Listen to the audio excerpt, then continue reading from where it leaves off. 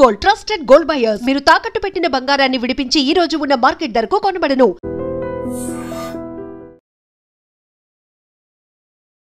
Visakha Gurudwara junction లో HP petrol bunk, Santhipuram junction లో ఒక్కసారిగా ఆర్టీసీ బస్సు ప్రయాణిస్తున్నటువంటి ప్రయాణికులతో దాదాపు 130 మంది ప్రయాణికులతో ప్రయాణిస్తున్నటువంటి బస్సులో ఒక్కసారిగా మంటలు చెలరేగాయి.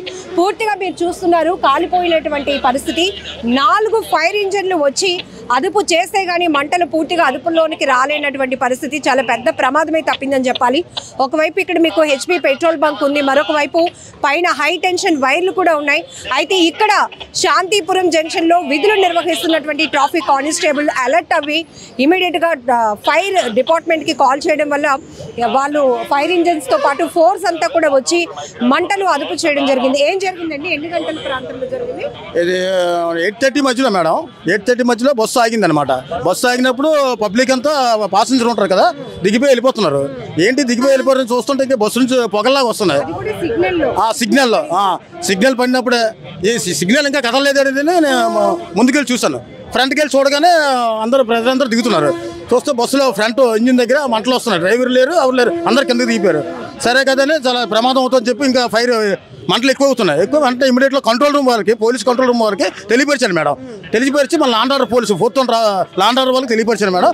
ప్రజలకు ఏమీ కాలేదు మేడం, ప్రజలకు ఏమీ కాదు. ఎలా దాదాపు నేను చూసినప్పటికెళ్ళి ఒక 100-120 మంది ప్రజలు, అలా అంటే బాగా ఎక్కువ. యాక్చువల్గా అయితే బస్సు కెపాసిటీ 60-70 మంది అనుకో, కానీ ప్రజలు ఈ మూగిని ప్రజలు వీళ్ళందరూ కలిపి నేను అలా వెళ్ళిపోతుంటే వెంటనే ఇమీడియట్గా మన కంట్రోల్ రూమ్ తెలియపరిచాను. ప్రజలకు ఏమీ కాలేదు, పబ్లిక్ ఏమీ కాదు.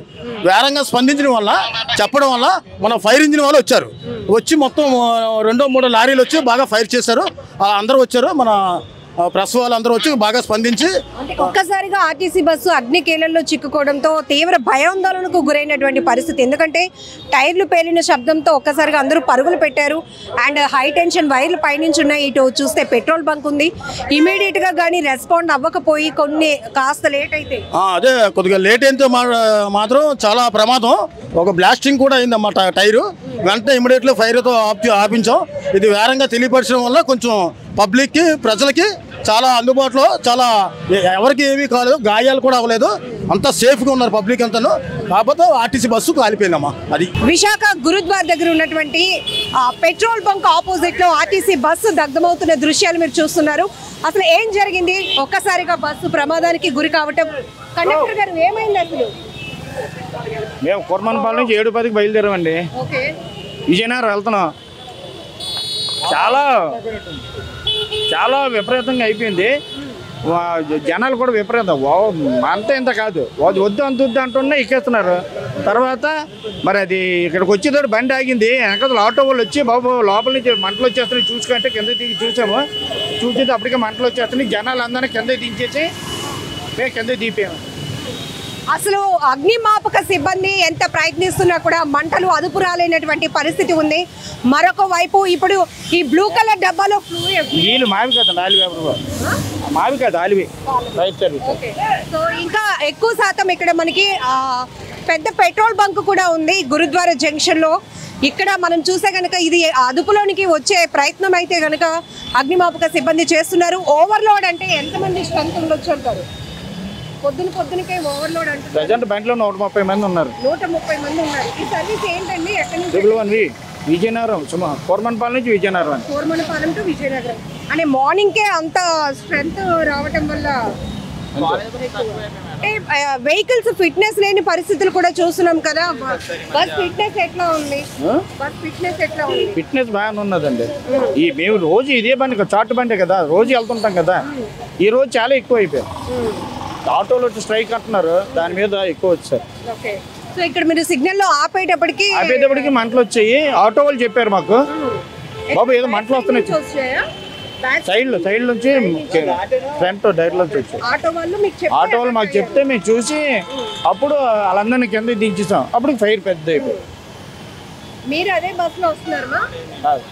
వాళ్ళందరూ వెళ్ళిపోయారు మా బస్సులు దిగినారు. ఆటోమేటిక్ వచ్చింది. సో ఇక్కడ మనం చూడొచ్చు కోర్మానపాలెం టు విజయనగరం వెళ్తున్నటువంటి బస్ సర్వీస్ ఏదైతే ఉందో AP31Z0254 bus 4th town petrol bunk దగ్గరికి వచ్చేటప్పటికి ఒక్కసారిగా అందులో మంటలు చెలరేగటం అనేది ఆటో డ్రైవర్స్ అయితే గమనించారు. ఆటో డ్రైవర్స్ గమనించి బస్సులో నుంచి మంటలు వస్తున్నాయని చెప్పేటప్పటికి వెంటనే కండక్టర్ అలాగే డ్రైవర్ గారు కూడా ఇద్దరు అలర్ట్ అవ్వడం జరిగింది. బస్సులో అప్పటికే ఉదయానికి అంటే దాదాపుగా 8:30 ప్రాంతంలో ఈ ఘటన జరిగింది. ఉదయానికే ఎక్కువగా బస్సులో స్ట్రెంత్ ఎక్కువ ఉన్నారు, 130 మంది వరకు ఉన్నారు అని కూడా చెప్తున్నారు. ఇమీడియట్గా సమాచారం అందుకున్నటువంటి అగ్నిమాపక సిబ్బంది ఘటనా స్థలికి చేరుకుని మంటలను అదుపు చేస్తున్నటువంటి దృశ్యాలు. ఇప్పటికే ఇది మార్నింగ్ హైవే కాబట్టి ఎక్కువగా జనాల రద్దీ కూడా ఉంటుంది. ఈ క్రమంలోనే ట్రాఫిక్ డైవర్షన్ కూడా మనం చూస్తూ ఉన్నాం. అలాగనే ప్రజలు ఇటువైపుగా ప్రయాణించే వాళ్ళు కూడా అయ్యో ఒక్కసారిగా పొద్దునకే ఆర్టీసీ బస్సు ఇలా ఫైర్ అయిపోతుంది అనే ఘటన చూడటానికి చాలా మంది వెహికల్స్ రోడ్డు మీదే ఆపి మరి ఈ దృశ్యాలు చూస్తున్న పరిస్థితి ఉంది. అయితే కండక్టర్ గారు ఒక ఆవేదనగా చెప్తా ఉన్నారు ఏంటంటే పొద్దునకి అంటే ఫిట్నెస్లు చెక్ చేసుకుని మేము సర్వీస్ స్టార్ట్ చేస్తాం మేడం, కాకపోతే ఏంటంటే ఎక్కువ మంది ప్రజలు ఉండడం జరుగుతుంది, 130 మంది వరకు బస్సులో స్ట్రెంత్ ఉన్నారు, ఓవర్లోడ్ వల్ల ఈ ప్రమాదం జరిగి ఉంటుంది అని చెప్తున్నారు. సో పూర్తిగా మంటలు అదుపులోనికి వచ్చిన తర్వాత అసలు ఏం జరిగింది అనే దానిపైన కూడా ఒక క్లారిటీ వచ్చే అవకాశం ఉంది. సో ఆర్టీసీ బస్సులు ఇలా ప్రమాదాలకు గురి కావటం అనేది ఒక రకంగా ఆందోళనకు గురి అయ్యే పరిస్థితి అని కూడా చెప్పచ్చు. ఇక్కడ మీరు చూస్తున్నారు ఫైర్ సిబ్బంది అయితే కనుక ఫోమ్తో అలాగే లిక్విడ్తో కూడా ఈ మంటలను అదుపు చేసే ప్రయత్నం చేస్తున్నారు. జనరల్గా ఇక్కడ పెద్ద petrol bunk HP petrol bunk ఉండటం వల్ల మంటలు కనుక వ్యాపిస్తే కనుక చాలా తీవ్రమైన ప్రమాదంగా మారే అవకాశం ఉంటుంది. మరొక వైపు హై టెన్షన్ వైర్లు కూడా పైనుంచి కనపడుతూ ఉన్నాయి. సో ఇప్పటికీ కూడా ఒక 20 నిమిషాల నుంచి కూడా అగ్నిమాపక సిబ్బంది ఫైర్ డిపార్ట్మెంట్ సిబ్బంది అంతా కూడా శ్రమిస్తున్నా కూడా అదుపులోనికి రాలేనటువంటి పరిస్థితి ఉంది. సో బస్ కండిషన్ చూస్తే కనుక అంటే ఫిట్నెస్ వరకు బాగానే ఉంది మేడం, ఎందుకంటే రెగ్యులర్గా ఈ సర్వీసు కోర్మానపాలెం నుండి విజయనగరం వరకు వెళ్తూ ఉంటుంది అని చెప్తున్నారు. సో మరోవైపు మనం చూసాం ఇప్పుడు పరుగులు పెట్టాల్సినటువంటి పరిస్థితి, టైర్లు పేలటంతో ఒక్కసారిగా అందరూ ఒక బాంబు పేలినటువంటి శబ్దం వచ్చింది, ఒక్కసారిగా అందరూ పరుగులు పెట్టాల్సినటువంటి పరిస్థితి వచ్చింది. సో ఎక్కడ చూస్తున్నారు ఈ ప్రమాదం ఖచ్చితంగా ప్రజలు మాత్రం డైవర్ట్ చేయకపోతే ఇటుగా ఇంకా దగ్గరికి వెళ్ళే ప్రయత్నం ఎవరైనా చేస్తే కనుక ప్రమాదం మరింత పెరిగే అవకాశం ఉంది. కాబట్టి ఇప్పటికే ట్రాఫిక్ పోలీసులు కూడా అలర్ట్ అయ్యి అందరినీ కూడా ట్రాఫిక్ని డైవర్ట్ చేస్తున్నారు. సో టైర్లు పేలినటువంటి శబ్దం మీరు లైవ్లోనే విన్నారు కదా. కేవిటి ప్రసాదరావు అండి, నేను assistant district fire officer Maripalem. మాకు విశాఖపట్నం కంట్రోల్ రూమ్ నుంచి కరెక్ట్గా 8:30 గంటలకి ఇలాగా మన ఏంటది 4th టౌన్ పోలీస్ స్టేషన్ దగ్గర గురుద్వారా దగ్గర బస్సు ఫైర్ అవుతుందని మాకు ఇన్ఫర్మేషన్ వచ్చింది sir. Santhipuram junction 4th town police station దగ్గర. వెంటనే మేము మా వెహికల్ దగ్గరలో ఉన్న మరిపాలెంలో మా వెహికల్ ఉంది, వెంటనే మేము ఒక 2 వెహికల్స్ వెంటనే మేము టర్న్అవుట్ చేసాము. వచ్చేప్పటికి ప్యాసింజర్స్ అందరూ బయటికి దిగిపోయారు, ప్యాసింజర్కి ఎటువంటి ప్రమాదం లేదు. వెంటనే మేము మా కార్యక్రమంతో చేపట్టి ఈ యొక్క ఫైర్ టెండర్స్తో ఈ బస్సుని పూర్తిగా తగలబడుతున్న బస్సుని ఆ వాటర్తో పూర్తిగా కంట్రోల్ చేస్తున్నామండి. మ్యాక్సిమం బస్సు కంట్రోల్ అయిపోయింది, ఫైర్ అంతా ఇంకేం లేదు. ఫోమ్ ఉపయోగించి మొత్తం అంతా కంట్రోల్ చేసామండి. ఒక టైర్ మాత్రం పేలింది, మిగతా ఆయిల్ ట్యాంక్ కానీ ఏమి పేలలేదు. Is the cause of fire is electrical shock check అని మేము ప్రాథమిక దర్యాప్తులో మాకు తేలిందండి. ఈ ఫర్దర్ ఇన్ఫర్మేషన్ మేము మొత్తం చెబుతాము. ఎలక్ట్రికల్ షాక్ చెక్ అండి, కొంచెం మ్యాక్సిమం ఇటు బల్లంటికి ఎలక్ట్రికల్ షాక్ చెక్ అవుతుంటాయి అనుకోకుండా ఇది ఎలక్ట్రికల్ షాక్ అయింది.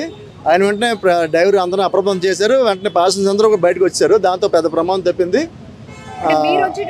మేము వచ్చేప్పుడు ఫైర్ అవుతుందండి, అంటే ప్రజలందరూ ప్రయాణికులందరూ బయటికి దిగిపోయారు, బస్సు మాత్రం ఫైర్ అవుతుంది. మేము వచ్చిన వెంటనే మా యొక్క వాటర్ టెండర్తో ఉపయోగించి ఈ ఫైర్ని మ్యాక్సిమం 95% కంట్రోల్ అయిపోయిందండి.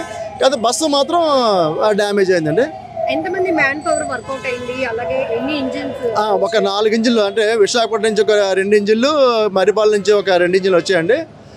ఈ దగ్గరలో ఈ ఫైర్ సర్వీస్ ఉండడం వల్ల వెంటనే మేము దాన్ని కంట్రోల్ చేయగలిగాము. సార్ పరిస్థితి హైవేలో ఎక్కడ మీకు ఫైర్ సర్వీస్ అనేది అందుబాటులో లేదు, అంటే మనకి ఇది ఒక 5 కిలోమీటర్స్ దూరం ఉంది. మరిపాలెం 5 కిలోమీటర్స్, విశాఖపట్నం ఒక 6 కిలోమీటర్స్. అంటే మాకు ఇన్ఫర్మేషన్ రావడం అంత లేట్ అవుతుందండి. అంటే మాకు కంట్రోల్ రూమ్కి ఎవరో చెప్పారు, ఆ కంట్రోల్ రూమ్ మాకు రావడం అయింది. వెంటనే మేము బయలుదేరిపోతాం. వితిన్ 1 మినిట్లో మేము బయలుదేరిపోతాము. హైవేలో మరి ట్రాఫిక్ అది ఉంటుంది కాబట్టి కొంచెం ఇదైంది. మీరు రాగానే ఆల్రెడీ బస్సు కదండి, మరి ఆయిల్స్ అవి ఉంటాయి, సీట్లు అవి ఉంటాయి కాబట్టి కొందరు తొందరగా అంటుకుంటాయి.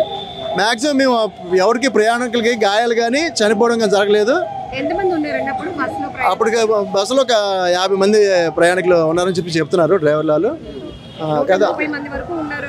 అంటే వాళ్ళు చెప్పింది అలా చెప్పారు. 130 మంది ఆ కెపాసిటీ అందలేరు. ఓకే అండి. ఎంతండి? ఎంతమంది? 120 మంది ఉన్నారు. కానీ చిన్నది ఫైర్ అవగానే నేను అందరినీ దించి పక్క పంపించానండి. పక్కన బంక్ కూడా ఉంది. బంక్ కూడా లేదండి. ఆటోలు నేను సిగ్నల్ ఆగేటప్పుడు నా పక్కన ఆగుతాయి కదా, నేను చూసాను. లేదు సార్, నేను చూసి అంత ఆల్ చూసి చెప్పి అంత ఫైర్ అయితే మాత్రం నేను ముందు ఉండను సార్. ఎందుకంటే నాకెందుకు ఫైర్ అయింది. ఫైర్ అనేది అలాగా ఫైర్ అవ్వదండి, కానీ ఎలక్ట్రికల్ కంప్లైంట్ వస్తుంది. చిన్న సర్క్యూట్ అయ్యాక మేము వాటర్ వేసి ఆర్పేసినా ఆగిపోతుందండి. మరి ఇంత ఫైర్ అవ్వదండి.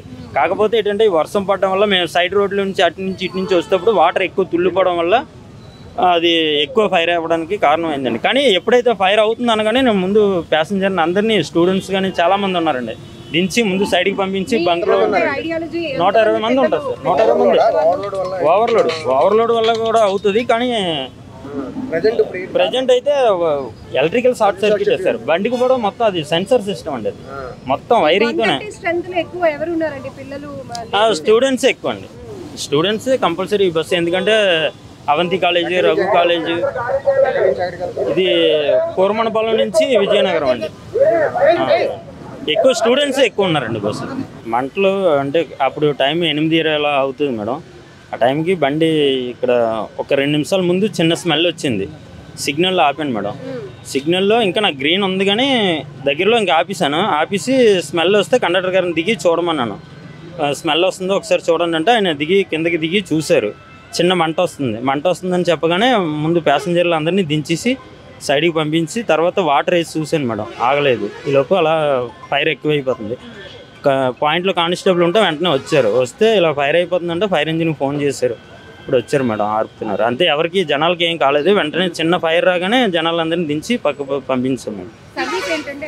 సర్వీస్ ఇది కోరమనపాలెం నుంచి విజయనగరం వెళ్ళే బస్సు మేడం, 111V. అంతే మేడం. అంటే 120 మెంబర్స్ అలా ఉన్నారు మేడం.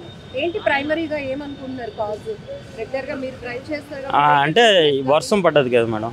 వర్షం వల్ల ఈ అక్కడక్కడ గొయ్యలు ఉంటే వాటర్ తుల్లిపోద్ది కదా, దానివల్ల వైర్లు ఫీజులు అవి షార్ట్ సర్క్యూట్ అయ్యి అలా అయింది మేడం. ట్రావెల్ అయినా ఎప్పుడు ప్రాబ్లం రాలేదు. అంటే వాటర్ వల్ల, వర్షం వల్ల ఇది వైర్లు తడి తగలగానే ఆటోమేటిక్గా షార్ట్ సర్క్యూట్ అయిపోయింది మేడం. అంతే. హెవీ లోడ్ కూడా కారణమే మేడం. కానీ హెవీ లోడ్ అనేది ఎప్పుడూ ఉంటుంది మేడం ఈ బస్సు. రెగ్యులర్గా మీరు ఆర్టీసీలో ఉన్న సిచ్యువేషన్స్లో ఫిట్నెస్కి సంబంధించి కూడా చాలా కంప్లైంట్స్ ఉన్నాయి. ఇది చాలా లాంగ్ ట్రావెల్ అవుతుంది. ఇప్పుడు కోరమనపాలెం టు విజయనగరం అంటే ఎన్ని కిలోమీటర్స్ మీరు జర్నీ చేయాల్సి ఉంటుంది? అంటే 75 కిలోమీటర్లు ఒక సైడ్ కాదు, 75 వస్తుంది. అలా డేకి ఎన్ని ట్రిప్స్ అండి? డేకి 2 ట్రిప్లు మేడం. అంటే 300 కిలోమీటర్లు. 4 సింగిల్ అండి. హెవీ లోడ్ ఎప్పుడు ఉంటుంది మేడం. ఎక్కడ కూడా గ్యాప్ ఉండదు మేడం బస్సు. ఆటోల్ స్ట్రైక్ అన్నారండి, దాని మీద ఇంకా ఎక్కువ పెరిగిందండి.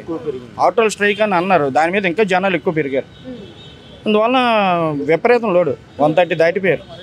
దీని కెపాసిటీ 65 యాక్చువల్గా.